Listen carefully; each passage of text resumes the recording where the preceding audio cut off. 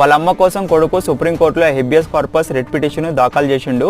ఈ ఇన్సిడెంట్ అనేది అస్సాం రాష్ట్రంలో జరిగింది.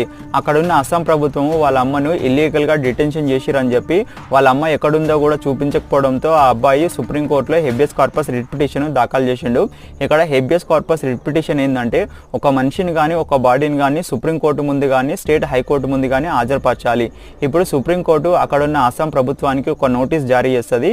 ఆ నోటీస్ ప్రకారం అక్కడున్న పోలీస్ అధికారులు కానీ లేకుంటే స్టేట్ గవర్నమెంట్ కానీ ఆ బాడీని స్టేట్ హైకోర్టు ముందు కానీ సుప్రీంకోర్టు ముందు కానీ హాజరుపరచాలి.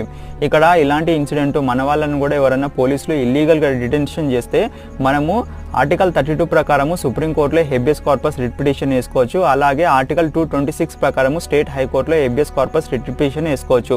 అక్కడికి వెళ్ళిన తర్వాత సుప్రీంకోర్టు అనేది డిసైడ్ చేస్తుంది వాళ్ళ అమ్మను ఇల్లీగల్గా డిటెన్షన్ చేసిరా లీగల్గా డిటెన్షన్ చేసిరా అనేది. ఒకవేళ ఇల్లీగల్ డిటెన్షన్ చేస్తే సుప్రీంకోర్టు వాళ్ళని వదిలేయమని